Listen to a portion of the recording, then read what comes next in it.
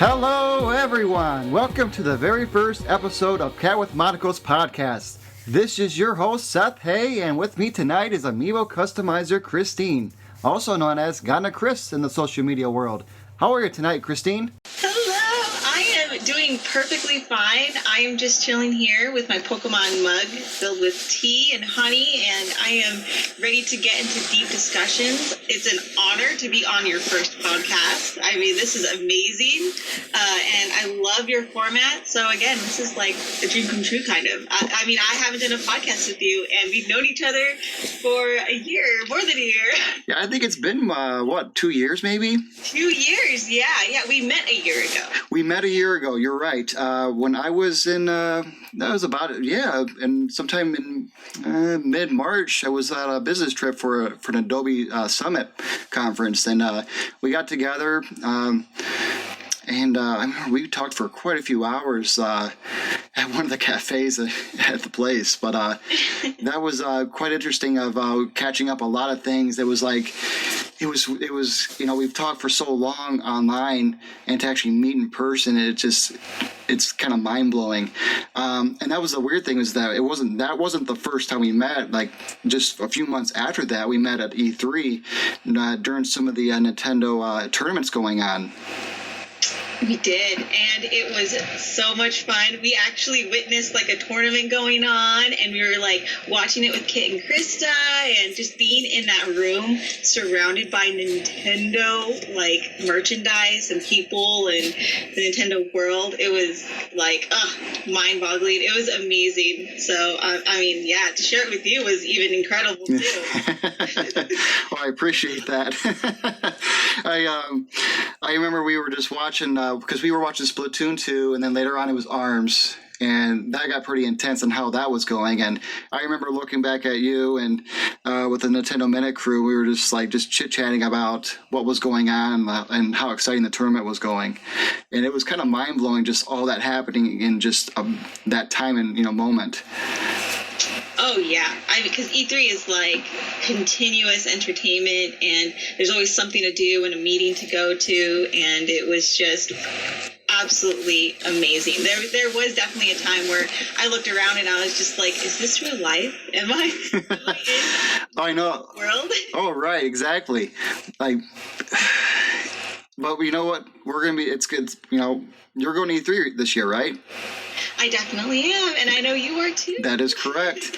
I just got everything booked and ready to go. So, come Tuesday, Wednesday and Thursday, I will be in LA. Woo! We have to meet up again. We have to watch another tournament together. That's true. That would be a good one. Hopefully I assume they're probably going to do a few more. I would imagine Splatoon 2 and ARMS, and who knows what else they'll have in plan, but it'll be interesting. Hopefully Super Smash Bros. For a Switch. Yes, that would be interesting. I'm not going to say no to that. I'm sure a lot of people won't either.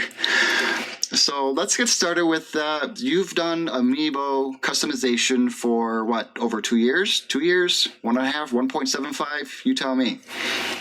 Yeah. Well, it seems like it's kind of longer than that, but I've been doing it for so long. It's literally what I do when I wake up and when I go to sleep. I see Amiibos everywhere. So 24/7.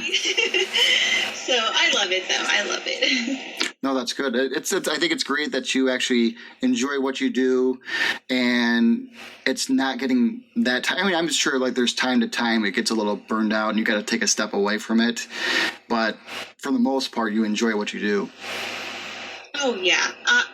I wouldn't be where I am today if it weren't for customizing Amiibos and the people that have supported my work and the people that, for example, that you want to interview me about my art. I would have never imagined people wanting to know more about me, and the fact that they do and support my work is incredible. And again, without custom Amiibos, I wouldn't be a Nintendo brand ambassador, or I wouldn't go to these events, and I wouldn't meet you and all these other amazing people. So right. I owe Custom Amiibo so much. That's the funny thing, is that we were talking earlier. Would you say you were 18 and you were sending out a letter to Nintendo? I I did send out a letter to Nintendo when I was 18. It was towards the end of my senior year, and that question always comes up for people who are about to graduate. It's like, what do you want to do when you grow up? And that answer, I had nothing for it. I did not know what I want to do. You know, me being Asian, my parents wanted me to do dentistry or nursing or, you know, something along the lines of that. Doctor would probably be their best bet. But I have had this talent for a while, and I figured, you know, why not give myself a shot into making art and trying to pursue art, because it was definitely a huge passion of mine at the age of 18.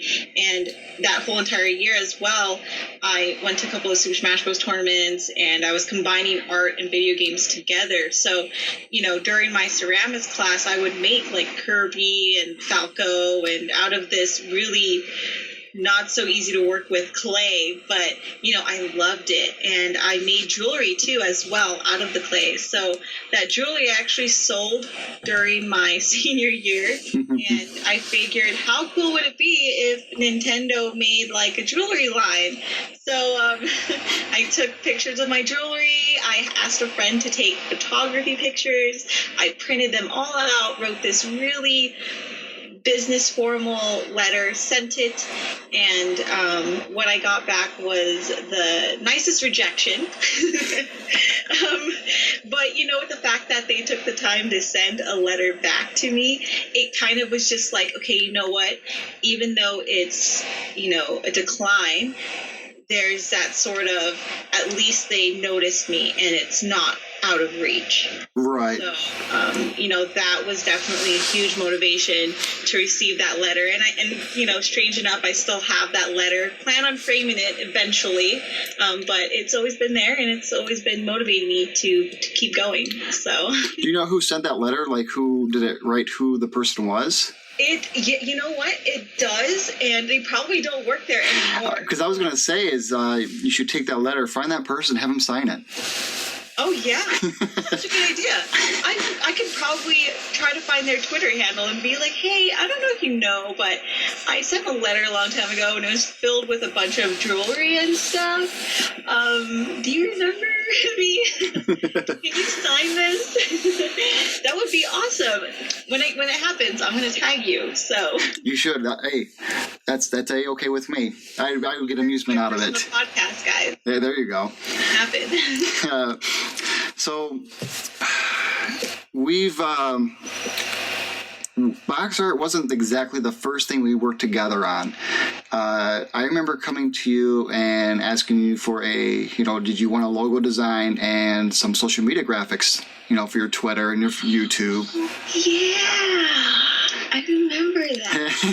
It all comes back now, doesn't it? I still have it on my Twitter. Yeah, you do. You still have it. So at least it's working. So I'm like, okay. Oh, I love it. I absolutely love it. Great. So I assume you're probably not going to want to change it anytime soon. Unless you want to design a new one. I will. Honestly, you're the only person I'd ever have do my graphics. You're funny, short. We're gonna jump off the train tracks just for a little bit, but your sister, how do you say her username? XX Fruitcake XX. Yeah. She messaged me asking if I could make a business card for her and a logo. I kind of chuckled and I thought, why am I not surprised? You have such a good taste, guys. I'm telling you, if you've not seen Cat with Monocle, the whole website and the whole format, you're missing out. It's so unique to any other website, in my opinion, that I've seen, and I've seen a lot. But it's so unique, very different. If you don't like cats, still join. It's not all about cats. No, we'll use a few puns here and there just to kind of live things up a little bit. I think it kind of works. I've got some laughs. Yeah. I still love your stuff. So. I appreciate it. I've got a few chuckles out of people. It's great to get some smiles out of a few people just to get a conversation going. It's a good icebreaker. Definitely is. But it's But back on the train track, so right after those graphics and the logo, I remember, I can't remember if it was something I brought up to you or you brought up to me about a box art, and I believe, I think it came to you first, and I showed you a few comps of the Detective Pikachu box art, and I gave you like 4 or 5 different samples. And you went and we, picked through which one you liked, and we ran with it. Oh, yeah, I do remember that one. And I absolutely love your style. Like, it is so unique. It's so clean. And I've noticed that when it comes to the design, it's very specific in its tone, and it really, truly displays the amiibo so well. Like, I cannot thank you enough. Again, like every time I do a YouTube video and I feature an amiibo, you have it on your website where you can just download it. So if anyone ever needs any box art, it's on his website, and you guys can download it for free, of course, because I know everyone's really stingy about this stuff, but it's free.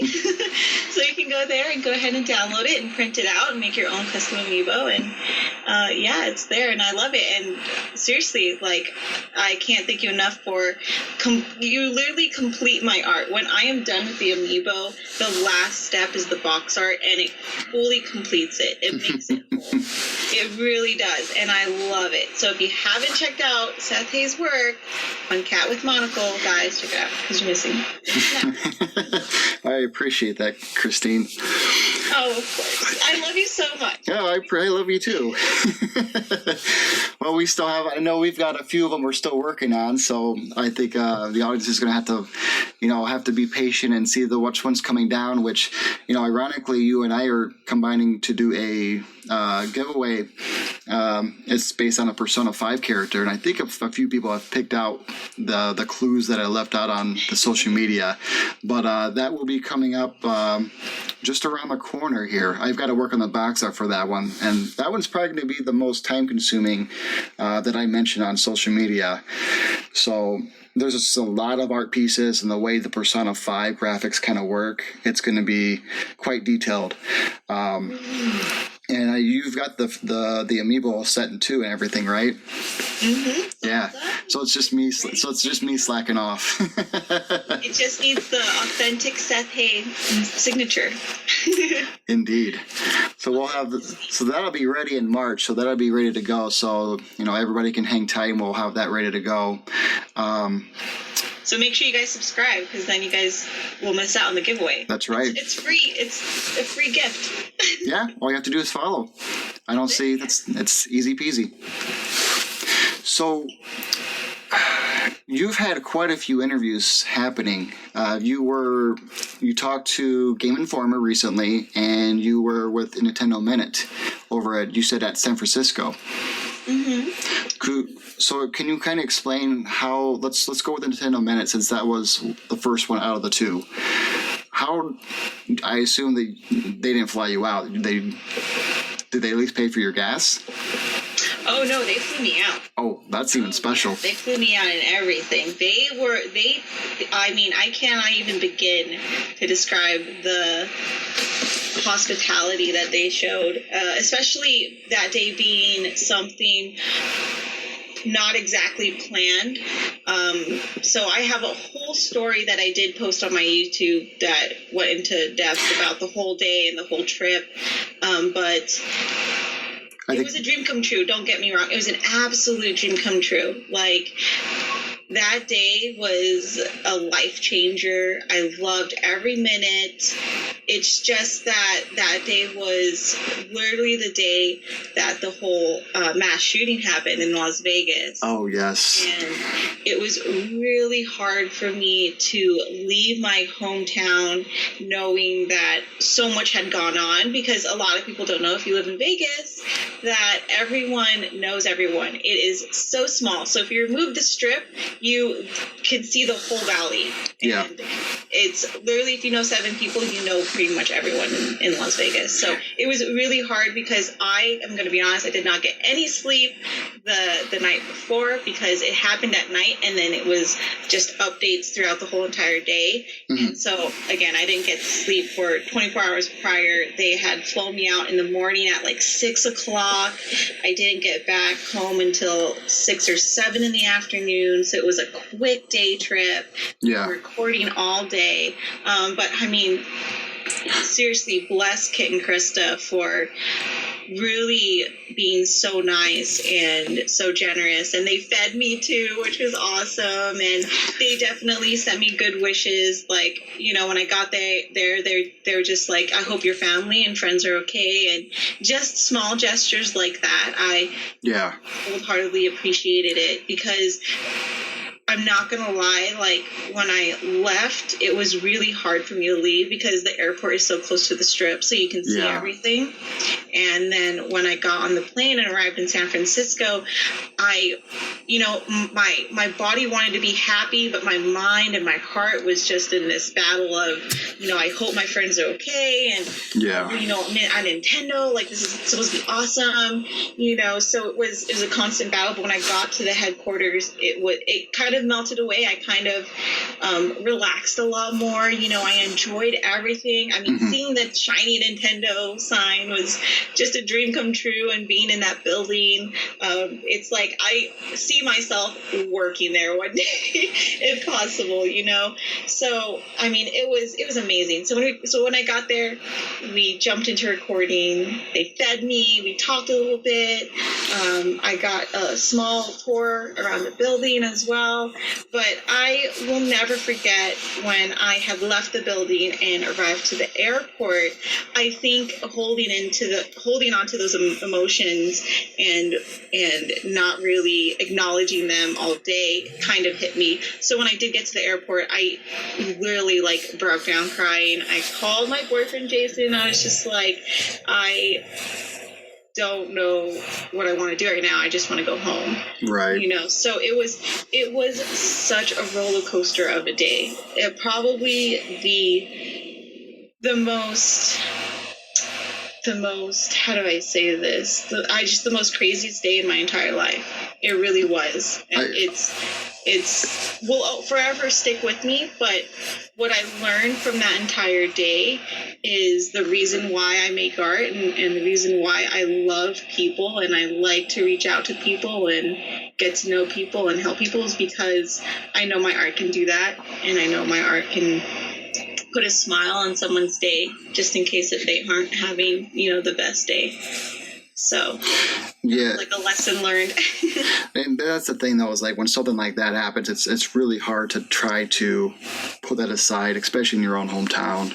I remember when that incident happened, I didn't even know what was going on that night. And when I woke up in the morning, I got a text from Cheryl, because she was in Vegas that same time for there was a wedding photography venue going on. So she was in Vegas during that time. Luckily, she was away from all that. She was? Yeah. Oh, yeah. She was in Vegas that same time, and she kind of, you know, I don't blame her. She was very frightened, very scared, and I did not know anything was going on. I mean, I had the two kids, two little ones with me, so my hands were kind of full of what was going on. And so the text came in like 5 in the morning. I was already sleeping, and you know, she tell me that, you know, she loves me. I was like, okay, what's going on? So I was able to talk to her, and she explained what was happening, and the situation. There was just like a lot of things kind of go. I remember when she was telling me how there was a bunch of people saying, you know, there was more than one attacker. They were going every hotel, and so she was like really frightened. Like, is this true? You know, are they going to every hotel just doing, you know, who knows what? So luckily that was not the case. But still, I mean, just not being in that situation, I can only imagine. But yeah, I mean, it's just it's sad to think that we live in this type of world, but you know, I'm thankful that I did not know anyone. You know, I feel so bad for the families that have to grieve, and you know, I in fact had a friend that attended that event, and luckily she was safe. But it's crazy because she was the closest that she possibly could have been to the Mandalay Bay. Yeah. She was literally on that. Yeah, she was literally on that fence, and she subtly described certain details. But you know, when she came to, you can definitely see that it impacted her in a certain way. And I mean, I love my city, like the way it came together and how everyone supported each other. Because when you live in Vegas, everyone is so, they're actually really conservative. Like everyone, I think it's because of the Strip, because of how Vegas is portrayed, that we're the entertainment capital. Mm-hmm. But I mean, if you work here, you don't want to go to the Strip ever. You know, you don't want to put yourself out there. Like you've already had to cater to so many tourists that really you just want to go home and enjoy your family and friends. So again, Vegas is very conservative, but when all of that occurred, everyone came together as a community, and that's what I absolutely love. So Jason being in, you know, a career where it's medical, you know, because he's a nurse, he loved seeing the type of work that was done at the hospital. You know, I mean, can you imagine 800 wounded? And, you know, as sad as it is, but thankfully it's not more. 58 people had passed away. I mean, it could have been a lot worse. You know, I mean, At one point, all the hospitals were filled. Like the hospitals that were closest to the Strip were full to capacity. They actually had sent some patients to his hospital, which is actually 20, like not even like 30, 35 minutes away from the Strip, you know, so you can imagine the capacity. Right. And the majority of people that had to go through the hospital to get checked and to get you know, recovery. And it's, I mean, our first responders are just amazing, absolutely amazing. So yeah, it's a crazy day. It was a crazy day, but you know, I truly believe things happen for a reason, and that definitely, again, solidified why I put myself out there and why I make art. And, you know, as scary as the world is, and I know there's crazy people out there, like, and I'll get judged for it and hated on it. And, you know, I don't care, because I think the people that show kindness and support to me make a world of a difference, and they're the reason why I continue to make art and make crazy videos and put out there. You know, if I were like 16 years old and trying to do this, it wouldn't happen. Like, I was just so quiet back then. But you know, again, it just solidified why I make art and what I want to leave on this world. Yeah. So no, and I think everyone appreciates what you do, and being able to put a smile on your face no matter what's been thrown at you is definitely something to be proud of. But it's you know, aside from everything that's been kind of going on, so when you visited, when you mentioned that Nintendo pretty much gave you food and, you know, fed you and everything, did they give you a bowl of cereal, of the Super Mario cereal, just to kind of get things to kind of feed you? Well, actually, they didn't give me it there at the headquarters, because it wasn't announced prior to that.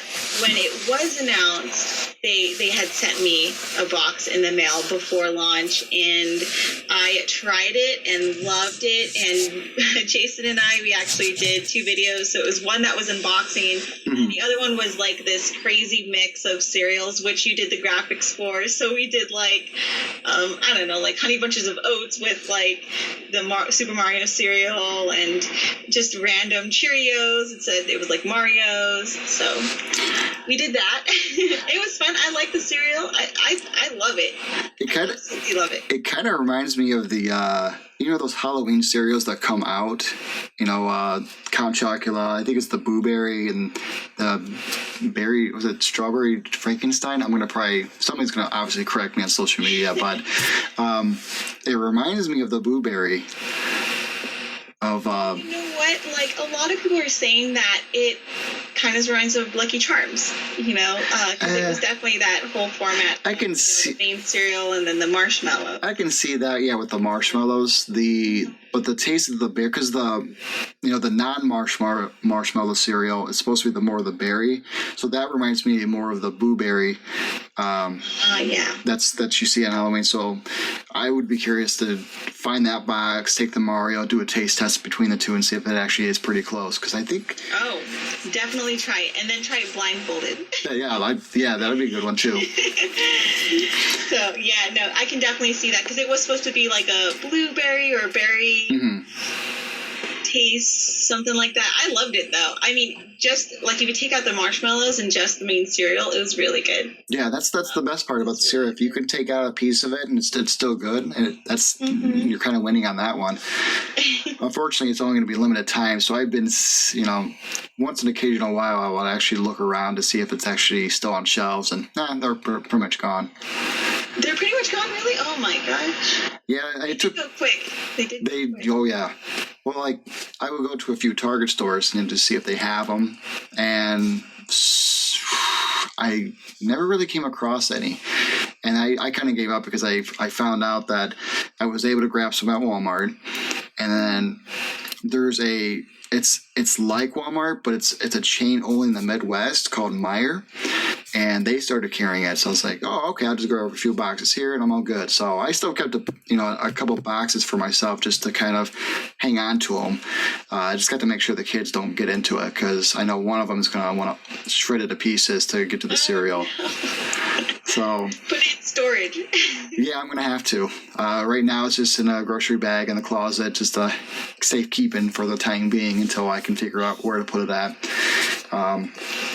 But that's the way it goes. But now Nintendo sent that to you. So how is the Nintendo ambassador, I should say the Nintendo brand ambassador, how is that working out for you? I mean, I know there's some things you can and cannot talk about, but what can you, tell, every listener about it? Oh, I love it.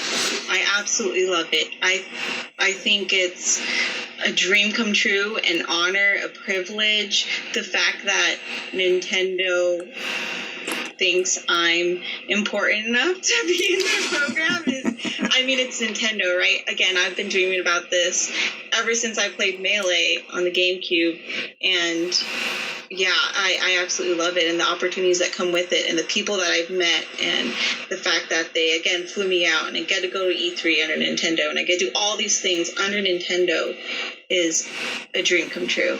Right. It really, really is. I'm at a loss for words, to be honest. Because I remember you got that letter. You were really excited about it. I think it was around August last year. Or was it more? I can't remember. It was the summertime. I remember seeing it. And I was actually quite surprised and happy for you that you got it.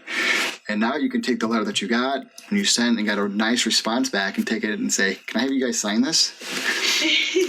Yeah, I definitely. I'm probably gonna take it around the office and just have them sign it, because it's absolutely amazing. I remember when I broke the news to Jason, I told him that I didn't get it, and I wanted to see his reaction, and he's been a solid rock in my foundation. He's helped me so many times these past 2 years, and he always knows what to say, and he's so supportive and so positive, and you can definitely hear it in the video that we made, and he is the reason why I'm so motivated and so focused. And when I told him that I was just kidding, he was happy, but he was so confused at first. It was so funny. Did you get mad later? So you got it? And I was like, yeah, I got it. And he's like, what? I was like, you liar. So, I'm just ecstatic to be working with a company that I would have never imagined stepping foot in. and them flying me out to their headquarters and catering to me, and me being on their YouTube channel, and it's a dream come true, and I never want to take it for granted. I definitely want to show people that through hard work, dedication, motivation, keeping your friends close, your family, you can definitely make your dreams come true. There's nothing stopping you. You just have to put in the work. Yeah, no doubt about it. I mean, you work hard, it'll come to fruit, it'll come around, and you'll enjoy the results that you get. And you get to meet amazing people. This is true. Like Seth Hay. That's right. So you can't deny that. I can't. I mean, seriously, if you're listening to this podcast, you're lucky, because Seth Hay's such an amazing human being. So I think because I know you mentioned earlier about a lot of the graphic work, the website and everything. I really do appreciate it. It's also, I don't think a lot of people know, that's actually what my career is design, not only for just printed material, but also websites and developing websites at the same time as well. And I've enjoyed it for so long, and to be able to take that and help you out and anybody else, it puts a smile on my face for sure. I mean, you've seen, even the people over Nintendo Wire and Mint Mobile News and whatnot. I mean, I've been helping them out, and I think the results have been showing definitely an increase of, I'm not sure exactly what, just increase of just support. Yeah. And I mean, guys, after that speech, if you're not following Seth Hay, do now. Take the time to go on Cat with Monocle, Twitter, follow. That's all it takes. He's an amazing human being. Again, he's helped so many people in this community and continues to do so. Again, thank you so much. I mean, you helped my sister. You're literally going down my family and helping each sibling that I have. So, again, it's an honor just being here. And I love the journey that we both have been on. I mean, we've done so much in 2 years. It has. It feels, like you said, it seems like it's a lot longer. And that's the thing. That's the funny thing is it's not slowing down either at all. I know the amiibo craze has slowed down a bit, but you're still rocking it on, creating new ways of those me figures. I mean, I was quite surprised of who you were aiming for. Some of them I've never heard before, which I probably should have, but who you're going, what you're doing is, I'd say very cool. Thank you. I love making these. It probably has been the most rewarding when it comes to making custom amiibo right now, just because their reactions are so priceless. Right. And giving it to people who have inspired me ever since I was a kid.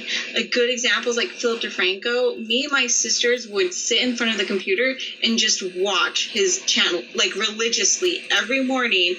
From Monday through Thursday, we would just watch all his videos, because he brought the news in such a way where it was that middle ground. And these days, it's really hard to find that middle ground. It's either you're right or you're really left, or but it's always nice to find that compromise. Yeah. So for Philip DeFranco, to see it, and I mean, Peter McKinnon, which is a person that Jason introduced me to recently. And it was funny because we saw him at 50,000 followers, and then he shot up 1 million followers. And I was like, what's going on? And, Casey Neistat, and I mean, Justine, which, by the way, she is such a nice human being, so nice. She occasionally likes my tweets, and then you got Game Over Greggy, which we did, right, for Nintendo Wire. We did a panel, kind of, which was awesome at PAX. We didn't physically, but our amiibo was there. Yes, I remember you and I were working on that. It's a secret project. I remember Josh Brown, from Toys for Games. He says, hey, I think he talked to you about it, and then you came to me, and then I mentioned to him about it. He says, how do you know about this? Like, I'm helping out with the box art. He says, oh, cool. So I remember we were getting that all together. We were keeping it hush hush. And then, when it came out, like, it seemed like he really enjoyed the results for it. And that's what I love too, is that I am telling you, I love reactions. If I can deliver myself with the amiibo, I definitely would. I would pop out of the box with the amiibo. Surprise! So, hello, like I love reactions. I love that energy that comes off of the person. Yeah. I mean, there's no other feeling to see a person's face light up, like their eyes are beaming with emotion, and it's just wonderful, and it's something that, of course, it's a rarity, but I can provide that. You and me with our art can provide that for someone. Yeah. For that one instance. And again, it's just amazing. And it gives that drive, to say, if I got that kind of reaction, I want to keep doing more. Oh, yeah. I'm addicted to it. And there's nothing really wrong with that. So I think it's a good addiction. Yeah, I think it is too. So out of all the amiibos you've created up to this point, which one was the longest and the tedious one to make? Ooh, I have several. And I'm just going to list off the ones that I think really did take the longest. And I have to say it was Okami. Okay, I can see that. It took a while because I really wanted that to come out as perfect as possible, because my younger sister, loves Okami. So I wanted to make sure that when she saw it, a dead, hardcore fan of Okami, if she said that it looked good, then I definitely did my job. Oh, wow. I didn't know your sister was involved with that one. Yeah, well, just because I knew that she had when the HD remake came out, she bought it and was playing it all day, so I knew that if she approved of it, then I definitely succeeded in providing a Okami custom amiibo, and that one that definitely took a while. I think the hardest one that I can remember also was Ridley, and I had to make 3 of them. Oh. That was so much work. So much work. I loved it. I liked the end result because I did previously make a Ridley before the 3, and it was okay, but with the last 3 that I made sure to add as much detail as possible and make sure that my work got better over time. And that's the funny thing, though, is that, you got better as you made each one. Like, you missed a few details on the first one, then you picked it up after the second and the third one. So, but sometimes if you do too many of them, you're just like, oh, I'm getting burnt out of this. So, did it get a little bit faster after you did the first and the second one?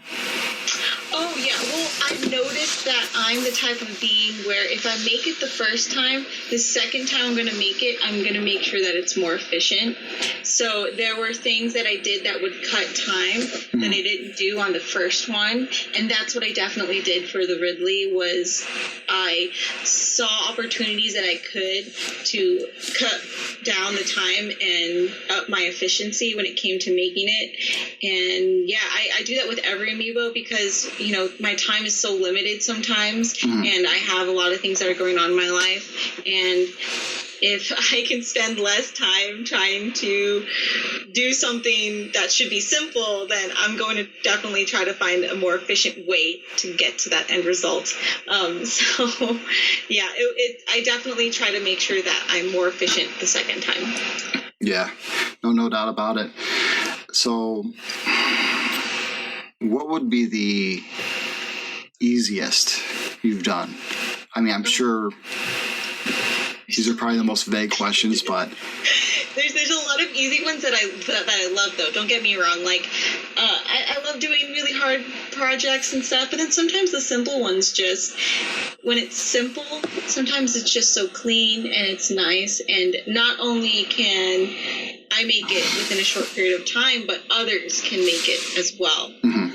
So I think my favorite amiibo to work on in general would have to be Pikachu, because Pikachu has so many different outfits. Yeah. It is like Barbie, to be honest. You can dress up Pikachu in just about anything, and now he's a detective. So, it just goes to show that Pikachu is so universal, and everyone knows Pikachu, It's such a big, huge icon, and I love Pikachu. Yeah, I remember you've made so many different, various different ones. Which is pretty amusing of like how many faces, how many outfits can Pikachu actually wear that wouldn't make sense. But every one of them is actually, you look at it and thought, that actually works. Oh, yeah. Now Ryan Reynolds is going to be Detective Pikachu. There we go. I don't know how that's going to end up turning out, but we'll see how that, I think they're filming, was it this year, I think they were, and it was going to come out next year. Ooh. I'm excited. I really am excited for Detective Pikachu. I love Sherlock Holmes. Mm-hmm. I love Detective Conan. So I'm really excited for Detective Pikachu. I truly believe that not all Pikachus can talk like that, obviously. I think it's more like someone got trapped in a Pokemon body. But, we'll see. I have no idea. Yeah. I'm kind of curious to see, are they going to make it the same same storyline as the game, or are they going to make it different enough so then it just more interesting? I don't know. That'll be interesting, but we probably won't see anything, and probably not until I would think like this time next year. We would see a trailer, just like how Wreck-It Ralph 2, that trailer just popped out today. It did. Are you a big movie person? I am. I love movies. And Wreck-It Ralph, it was entertaining at the beginning, but I definitely had a better opinion of it at the end with the bunny. The bunny was so cute. And that's when I was just like, you know what? I was iffy. I was on the fence, but the humor is there, and I love humor. Yeah. So that sold it to me. Yeah, and it's only a teaser, so they're not going to show you a whole lot, but you can tell that the jokes and the comedy from the first one is coming into the second one, which is great. So it'll be interesting to see what else they're going to do. Now, I know there were people who attended the D23 Expo last year, got to see more of it, and there was mention about how there was going to be a bunch of cameos from Disney princesses, and there was going to be Star Wars cameos in it too. Wow. So now I'm kind of wondering if that's great, because I get it. They're owned by Disney, so they can do that, and it's over through the internet. What I'm really interested in is, are we going to see any more video game characters in it? So I remember the first movie, they had a lot of them. That was the great part. You saw Pac-Man, you saw Street Fighter characters in there. Bowser was a surprise. Sonic the Hedgehog was in there. He didn't really say much, didn't do much, but he was in there. Mm-hmm. So I'm kind of curious to figure out, because there was rumors spreading around like, possibly Mario would be in it. Now that Nintendo has lifted the chains a little bit, to have Mario, Link, and whatnot, they're have them and be like more things like cereal and whatnot. We could potentially maybe see them in the upcoming Wreck-It Ralph 2. I hope so. I really, truly do. And you know what? I am very proud of Nintendo and how far they've come. Going back to like the tournament days, they really didn't support fighting games or the fighting game community. It was like this thing that seemed like more of like a pain in their back rather than something that they wanted to showcase. And now they have a lot of esports comings. They have like the Versus Twitter account. They support a lot of tournaments, like the Big Five and a lot of the other tournaments that come throughout the year. I mean, I wish they did it sooner, obviously. As a kid, that would have been so cool. But no, I am just really proud of Nintendo loosening those reins and allowing for other companies to, partake, because everyone loves Nintendo, right? And, if anything, I have to definitely contribute, my career is based on people helping me. I, again, wouldn't be here if it weren't for you and a lot of people who supported my work. So I truly believe in order to succeed, you need to loosen those reins. You need to allow people in your life that are positive, that are willing to help you and not only help you, but, you can bring people along with you, So I am proud of Nintendo. Finally, thank you. I can't wait to see their own sports team. Now that I'm a brand ambassador, thank you. I know, Nintendo ambassador, thank you. I can't wait. I can't wait till they have their own esports team. I'm waiting for the day that they announce that they have a Nintendo esports team. And, people are going to watch it too. And, there's no doubt about it that they're going. It'd be really, really strange if they do not put the Switch, bring out Smash Brothers for the, to the actual Switch. It would be mind-blowing if they didn't. I mean, everybody would be scratching their heads. I mean, there's probably some things they have to figure out, get things taken care of. And they can't just put all their products, all in the first year. I mean, they're learning a lot of things that they did with the Wii U. I think the Wii U, there was good things about the Wii U, but there was things that I think without it, we wouldn't have the Switch and everything about it and what Nintendo's doing now because of it. They've picked up a lot of different things. They've marketed a lot better. That was the biggest thing, was the marketing. I mean... It was. It definitely was. They're just so different from back then. Because during the Wii U, they didn't have the best sales out of all the consoles out there. Dare I say, they were going downhill. Yeah. And I always tell people, when you're at your lowest, that's when you work your hardest to try to get out of that rut. Right. And I believe that Nintendo sat down and realized, okay, what are we as Nintendo? What kind of company do we want to be going forth? And again, when you're at your lowest, that's when you come up with the most ideas. That's when you're really concentrating on the most important aspects and what needs to be done in order for you to reach your goals.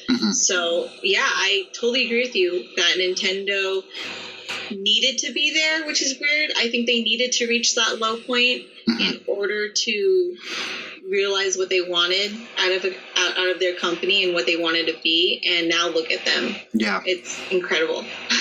And they've taken an approach where, I mean, if you think about how many, aside from a new Mario game, a new Zelda game, that's already just the games that came out, and we've got, Mario and Rabbids. It's a third party / first party, combination. And then you've got mostly ports. You've got indie games, but look how successful it's become. That's the insane part. You're getting games that are ported over a year ago. It was created, and they're already selling either the same or more. I mean, that's insane. I mean, again, I love Nintendo for being able to open their doors and allow growth. That's what comes when you open your arms to other individuals and other people's ideas, is that you allow growth. And that's really important for a company. Really, really important for a company. And yeah, they just killed it this year. Yeah, I just hope they keep going for the next few years. I mean, I know a lot of people think well, we're at this point, I don't even want to think about, their next console. I don't think shouldn't even be mentioned for a few years. I mean, what they've got going on now, just keep going, keep updating it, keep adding new things to it, add more games to it, have some more fun with it. I mean, for peak's sake, we got cardboard coming out to play with it on the Switch in April. So, I mean, and people are already talking about it, and it's cardboard. It is. But you know what? I love it. like, people are, like, not liking it too much. There's some haters out there, but I'm just like, wait. I know the price point is something where it's like, wait, we're paying for cardboard, though. Not necessarily. You're paying for the program as well, right? And I believe that they're going to come out with more projects. If I were a kid, if I were like 7 or 9 or 10 years old, I would have loved to play with Nintendo Labo. I played with Legos when I was a kid. I got Legos every Christmas. And if I had Nintendo Labo, that's like Legos, but on a next level. Yeah. Can you imagine the inspiration and the creation that little kids can come up with? Just with cardboard, right? That's the thing. Like, people don't realize, like, it's just cardboard. Right. But look what you can do with cardboard. Right. And the software that they have to make it happen is what makes it interesting. I mean, how can you take a cardboard and make it fun? They're figuring it out. Yeah. And I have not met anyone else who can create anything out of cardboard, and Nintendo did it. And I think for your haters out there, y'all got chill. Wait till it comes out. Try it yourself.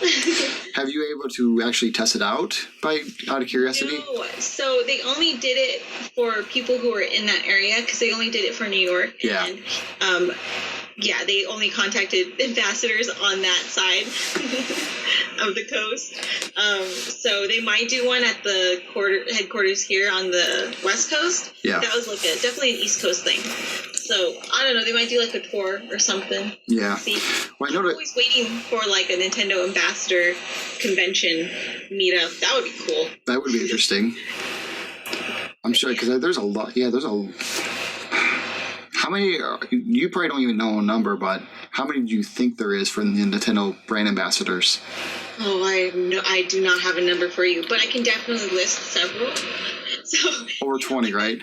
Yeah. Well, let's see. So I have a Nintendo Power Couple, which are the sweetest couple I've ever met. To be honest, they're so sweet and so nice and so kind. You have C&D.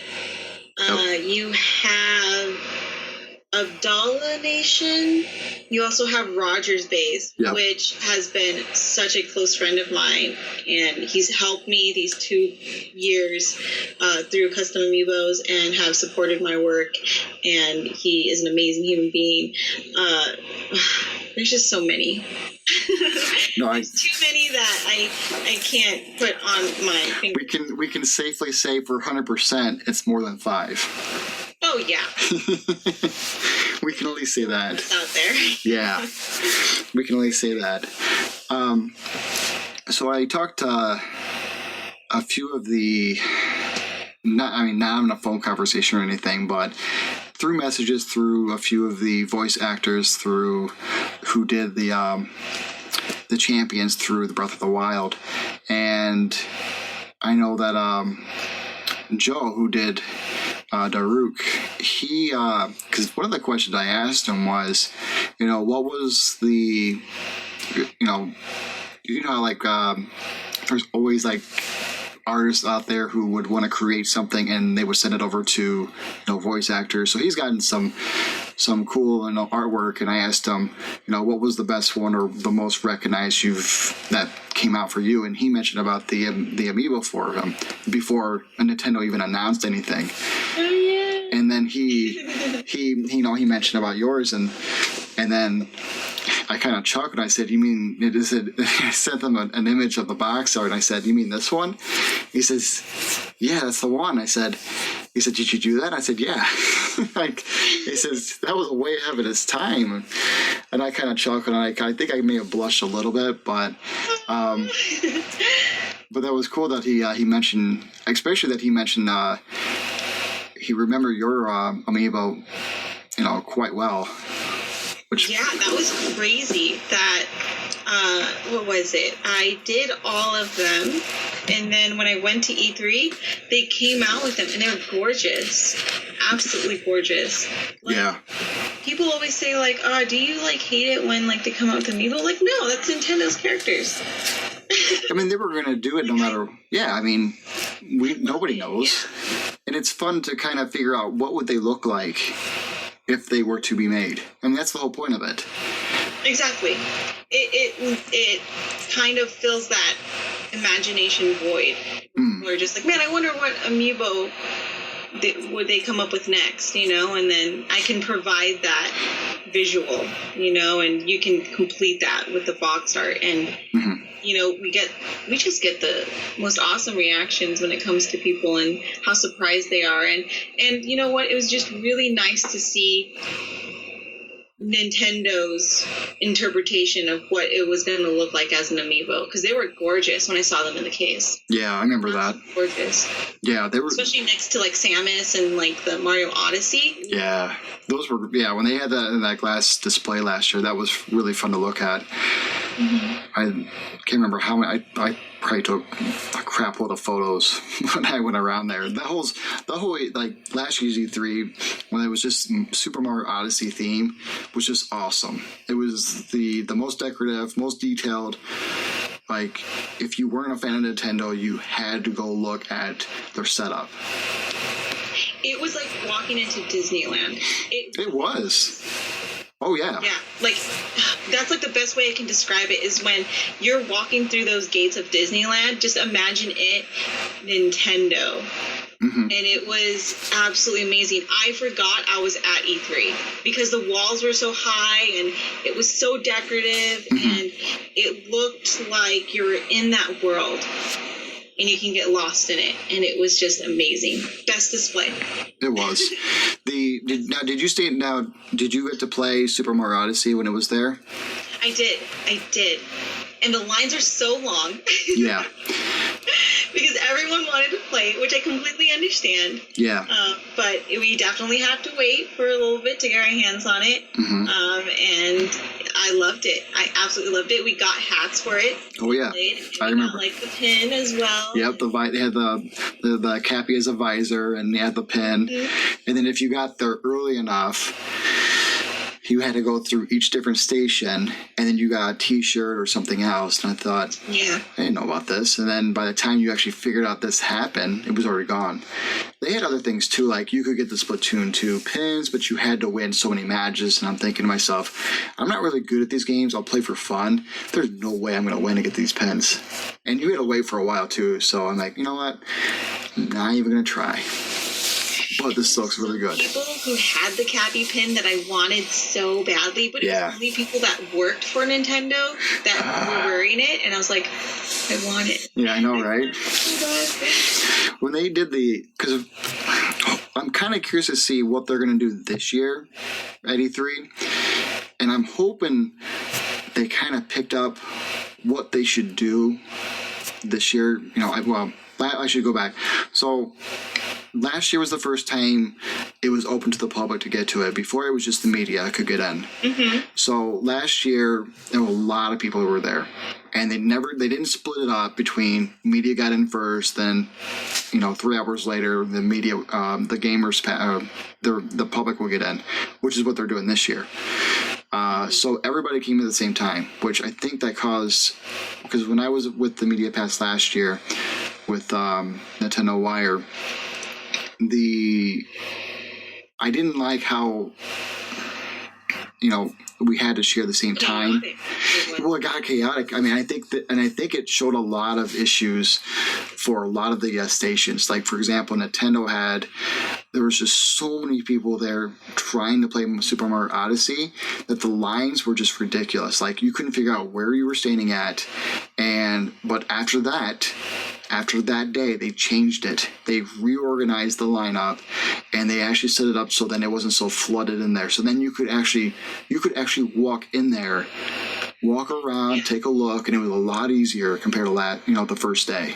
So I'm hoping. You know what? But it wasn't just Nintendo. Like, even PlayStation came out with this app that you had to sign up for, and that was chaotic because the app would go down. And why am I surprised? I'm not surprised.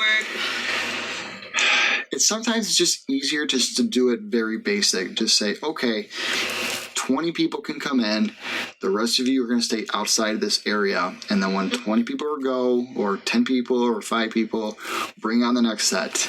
And that's what Nintendo did. They They cut it around they organize it in a certain way, really easy. You didn't have to do an app or anything, which that kind of cracks me up. I mean, to do an app just kind of it just makes me laugh, because the internet, and if anybody who's going to go to E3 this year, the internet is terrible at E3. I hope they actually update it, but they're not going to. People paid for that too. Yeah, and it's terrible. So, my advice is make sure you have a data plan set in stone. I had to purchase extra that month. I wasn't too thrilled about it, but what can you do? I mean, unless you go to a lounge or somewhere that's got a dedicated Wi-Fi station, you're SOL. Yeah. Very true. I can't wait though. I mean, it's very exciting. Very exciting this year. Cannot wait. Yeah, I mean, I'm really curious to see what they're gonna say, what they're gonna talk about, what they're gonna say. I mean, they've been really quiet. I mean, they always do that. Obviously, the Smash Brothers would be great to have. The Super Mario Maker on the Switch would be awesome as well. So, I mean, yeah, we're getting the ports again. But are we going to see some Pokemon footage for the Switch? That would be interesting if we find that out. Nintendo, if you're listening, Pokemon Snap, please. That too. I won't complain about that either. Please, I just want that. It'd be interesting if they create a new one. Maybe maybe instead of a brand new, it's an RPG. It's a brand new RPG like they said they would for the Switch for Pokemon. Maybe it's an RPG Switch, Pokemon RPG of Pokemon Snap. I'm not sure how many people would be happy about that, but we'll find out hopefully later this year. I hope so. It sounds exciting. I really can't wait. Yeah. Counting the days. And you don't have to worry about flights or anything. You can just drive up there. Yes, I can. Because I have friends in Cali, so I can just stay with them, which is nice. So that is true. So I've got a cousin Liz just outside of LA, but I've already got everything booked. I mean, it's going to be more than just me coming, but I've got what was it? Oh, so how long is the trip to drive from LA to from Vegas to the LA convention? How long did it take you to get there? 4 hour drive. Okay. 4 hours. And you're not driving back and forth every day, like you said. You're staying at a friend's. Yeah, we're staying at friends. But you know what? We've done, being from Vegas. If you're ever from Vegas, you do this. If you're ever from Cali, you also do this. 1 day trips. So me and my friends have gone from Vegas all the way to one of the beaches in California and back in 1 day. I can see that happening, but can you do it 3 days in a row? Oh, I would never do it 3 days. Yeah. No, but it was so funny because last year when we did stay with a friend, Jason, by the way, is allergic to cats. I'm sorry. I'll bring a hairless cat. Maybe that'll be okay. It was so funny because we didn't realize that our friend had a cat. And my sisters and I were sleeping in the room with him. So I have 2 sisters. I'm the middle child. So, middle children out there, the struggle's real. We were so scared he was going to die in the middle of the night because you can hear him congested. Oh, no. And we just felt so bad. So then the second day, we had to stay with another friend.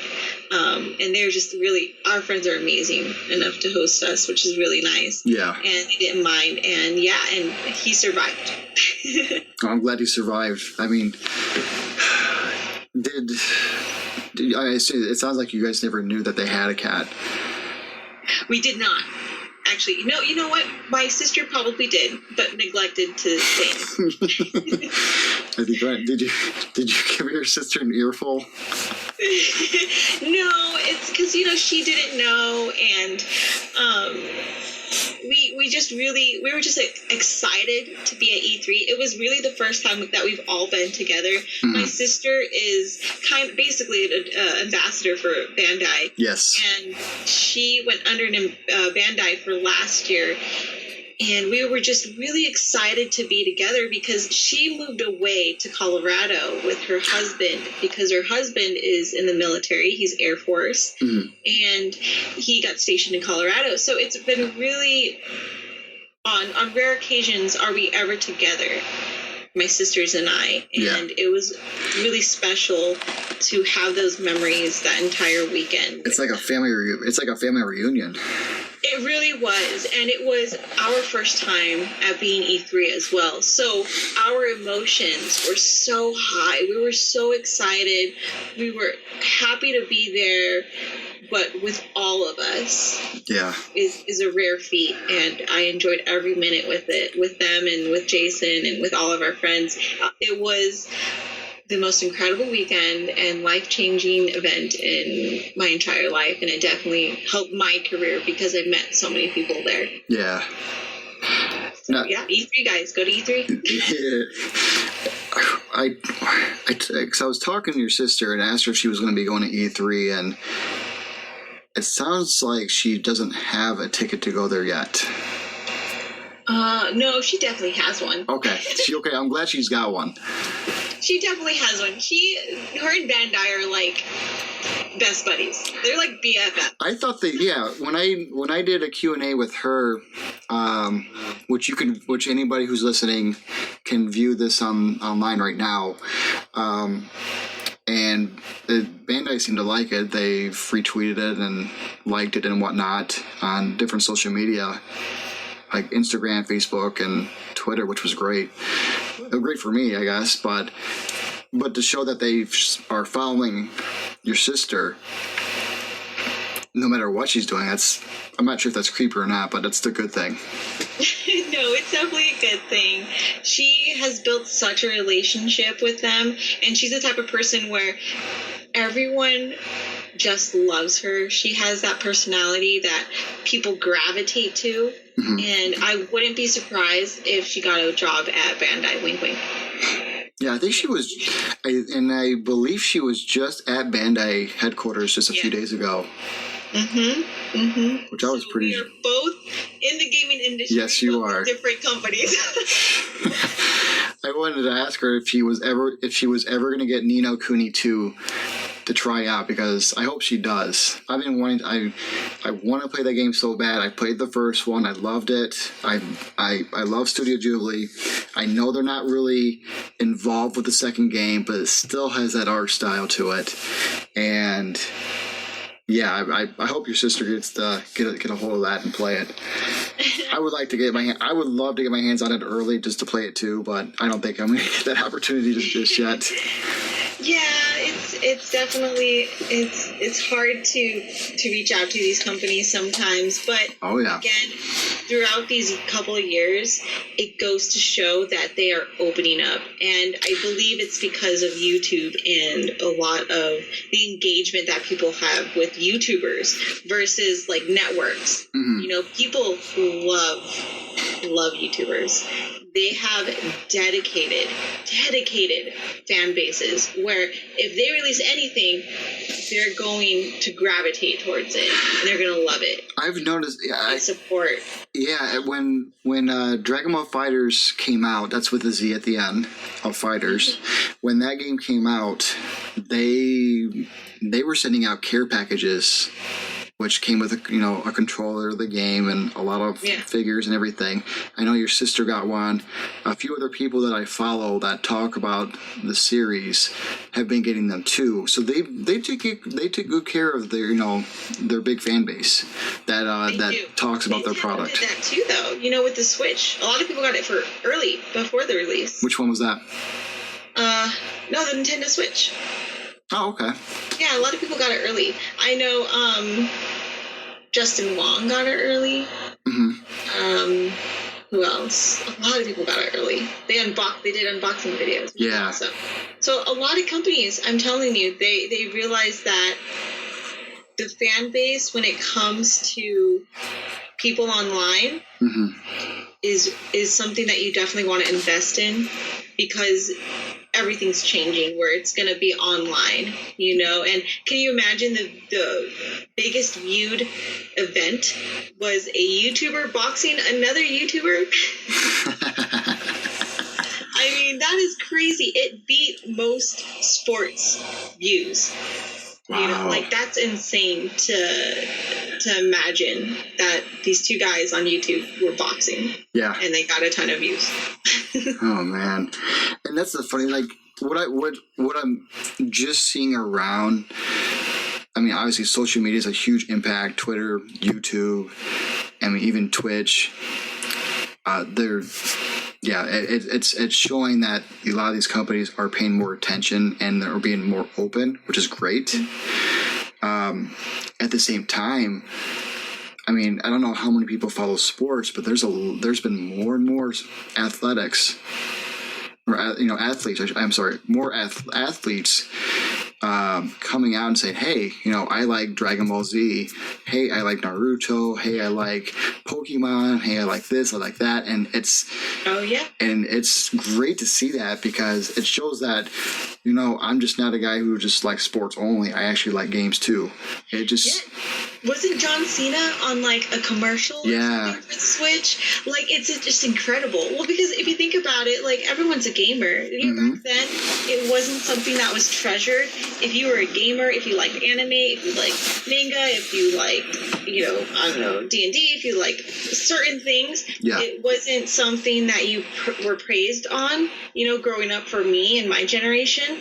But to see it happen now, I wish I had it when I was a kid, but to see it now is just amazing. And I'm so happy for the people who have opportunities now that can go into video games and start their own podcasts and go on YouTube.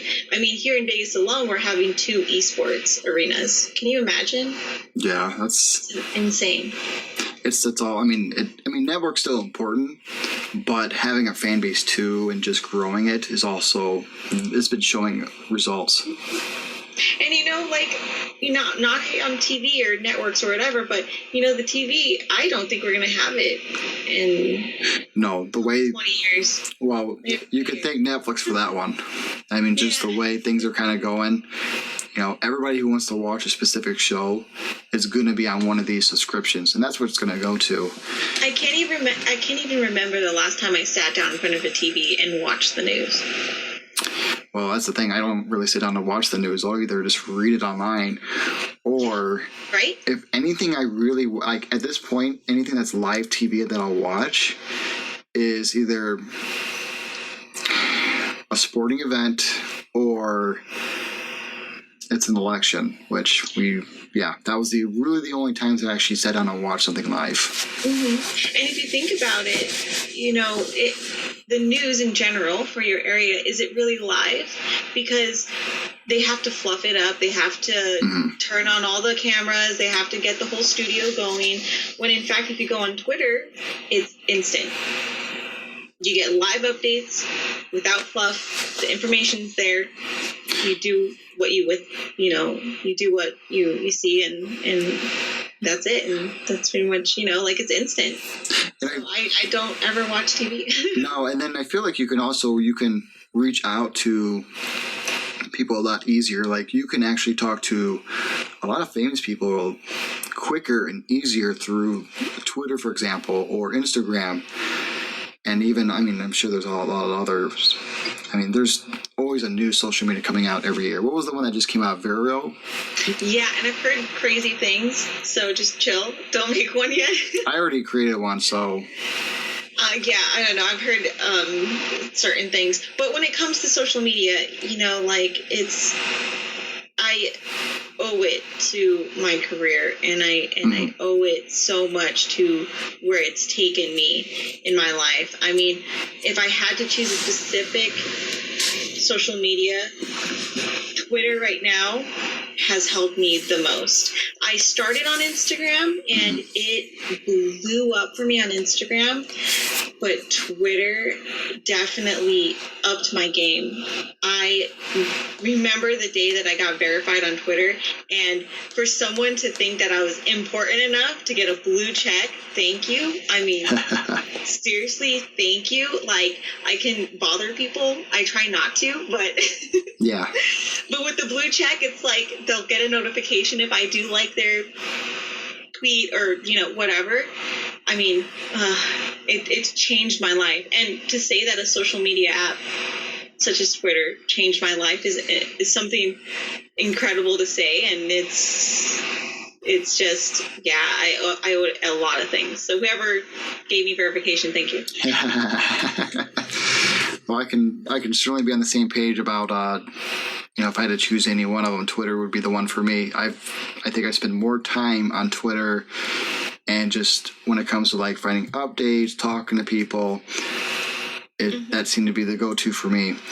And everything else is like, I don't really care. But I have to pay attention to the other ones too. So, every single one has its own unique way you have to use it, and figuring out what that is I'm being a little bit sarcastic, the fun part. But this kind of cracks me up though, because I remember when 3 years ago, when Amiibo was the newest thing, the craze was going wild, and I remember Josh Brown and the gang were doing the Toys for Games, and he posted up a giveaway for the Gold Mario, and I went in there, retweeted it, and ever since then, when I won that, it's been just more and more involved with the community, and look where I'm at right now. So I could thank the Gold Mario and Josh for submitting that sucker up. Otherwise, I don't think I would be here talking to you right now.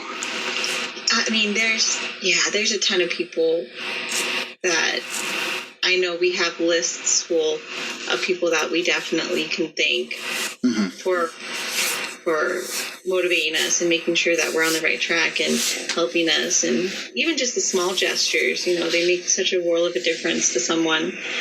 So, I mean, it's just incredible to have met the people that we have and the support that they've given us.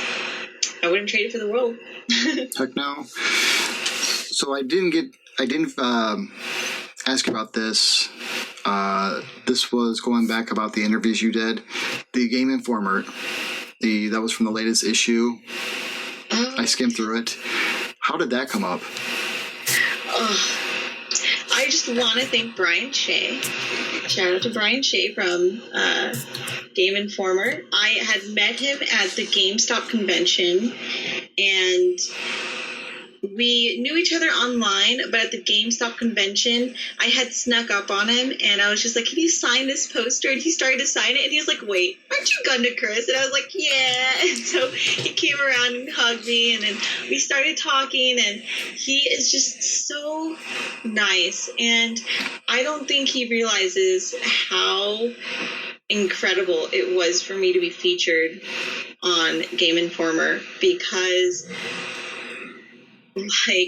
it's a magazine that I grew up with as a child, and me and my neighbors would read, and we'd look through the pages. And I remember specifically that at the back they had art that they featured from various kids that would send it in, and they would say, oh, this is Joey from, I don't know, New York and whatever, and I remember thinking as a kid, I was just like, one day I'm going to send something in, one day, and I never did.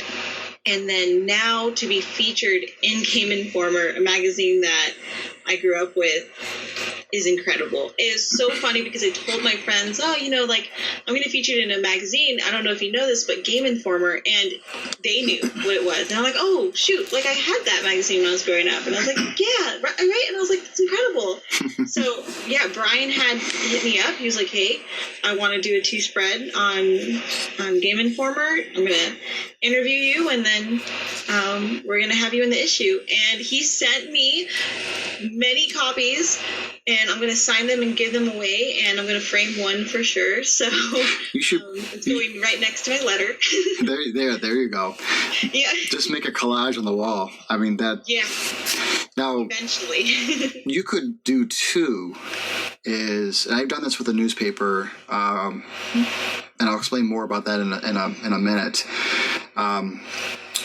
You can contact GameInformer and ask them to give you a digital copy that you can get printed. That way, it's a lot easier to put it on, mat it and frame it.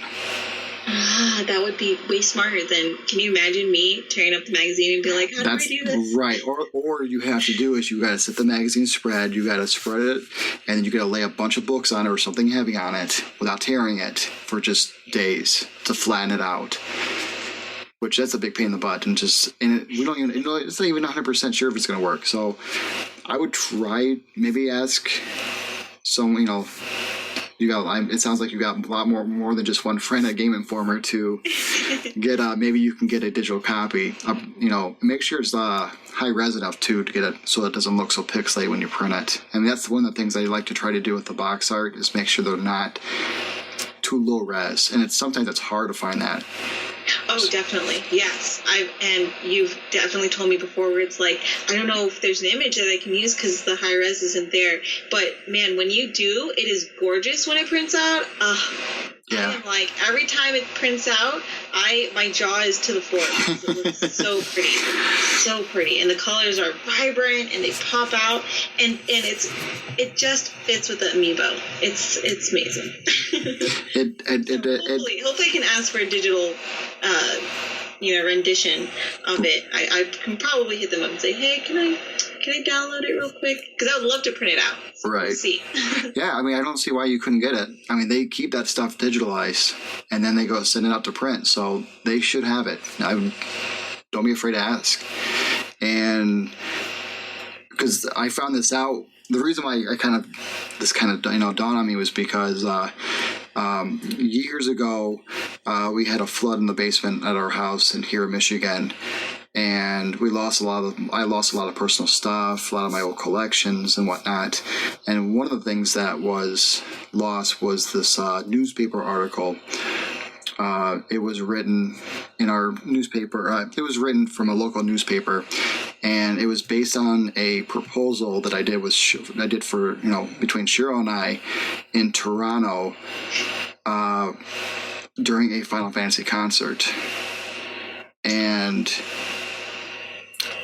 I was able to contact the newspaper company, and I told them the situation. I said, "Hey, I lost this newspaper in the flood. This was a proposal that was written. It was really, it was really special to me. It was really big. Can you send me a copy of the paper?" It says, "We can get you a digital copy." I said, "That'd be great." So I got it. It printed it out. We framed it back up. So. Okay, I'm definitely going to do that. Yeah. So that was a fun experience, but definitely look into that. Yeah, it's I'm trying to think. You did GameInformer, you did Nintendo Minute, and that thing's been plastered everywhere too. So I'm trying to think, where else can you get interviewed at? Maybe during the Nintendo Direct is probably the next biggest thing, right? Which one? You being interviewed. Oh. What would be maybe the next? I'm trying to think. What would be a good the next place you would be interviewed at? You've already got GameInformer. You've got Nintendo Minute. If anything, I've been meaning to for a couple of months. I keep on telling them that I'm going to go to California eventually, which is true because I'm usually there all the time, but I haven't planned a trip out there. But IGN definitely told me to stop by the office, and I haven't done that yet. Oh. So Andrew, I definitely need to see him. There's just a lot of people from IGN that did reach out that wanted to meet me and stuff like that, and I just haven't had the time. And it's going to happen eventually. I am going to vlog that trip like crazy. IGN, for them to even notice me is, again, a dream come true. It's a company that I would have never imagined being in such a close relation with. Yeah. And they are just incredible. Absolutely incredible. Love that company. That's awesome. But yeah, that's a trip that I'm looking forward to for sure. So there is more interviews coming down the road. Yep. So soon. Later down the road. As soon as you got a break in between things. It's nice to do these podcasts and interviews, and because the more that I can talk about my experiences, I see it as an opportunity to hopefully help and inspire someone else who's looking for that motivation to get up and do what they want to do in life. And I truly believe you have one life to live, and do all that you can to be happy. Yeah. Hey, as long as you love what you do, why stop? Mm-hmm. Very true. Very true. Oh, wow. Well, Krystyne, I appreciate you spending your personal time on, talking with me on this very first episode on our podcast with Cat with Monaco. Oh, I loved every minute. Every minute. Anytime you ever need anything, Seth, hey, you have my number. Okay. I will put that on speed dial. Oh, man. So you can find Cat with Monaco on Twitter, Facebook, Instagram, Tumblr, YouTube, Twitch, at Cat with Monaco. Not hard to memorize, but easy to find. So where can everyone find you, Chris? Well, aren't you? I'm sorry, what? You're having a giveaway, too, as well. There's a current giveaway right now with Nintendo Wirewoods. That's wrapping up, and then my next one's going to be with you. Yes. So follow, subscribe, all those things. Indeed. So where can everyone find you at if they have not been following you yet? I am on Twitter, Instagram, and YouTube. Mostly use Twitter, so it's going to be twitter.com/Miss GandaKris. I post YouTube tutorials and custom Evo tutorials on my YouTube channel, which is youtube.com/GandaKris, and Instagram is Miss GandaKris. So I'll just GandaKris. Doesn't it kind of when you can't get the actual name that you want to spread it out on every social media channel, doesn't that kind of grind your teeth a little bit? No, well, it was funny because I did a giveaway one time, and I guess I tagged like a person who actually owned GandaKris on Instagram, who got that name first. And it was funny because then she started messaging me, and she's like, "Hey, I don't know why people are following me, but I think it's because of your contest that's going on, and I think you tagged my account instead of yours." And I was like, "I am so sorry." I don't mind the followers, but thanks. It's just funny. So like Twitter and Instagram, I couldn't get GandaKris. I had to get Miss GandaKris. And luckily for YouTube, I got GandaKris because I've had a YouTube channel for like the longest time, but I like recently just dived in. Well, it sounds like everybody can follow you at Instagram at Miss GandaKris. Yeah. Not GandaKris. Don't bother her anymore. We'll try not to. All right. Thank you, Krystyne. Well, everyone, we'll talk to you soon. And we've got some more guests lined up soon, so stick around. Subscribe, follow us, visit us at catwithmonaco.com, and we'll talk to you soon. Bye.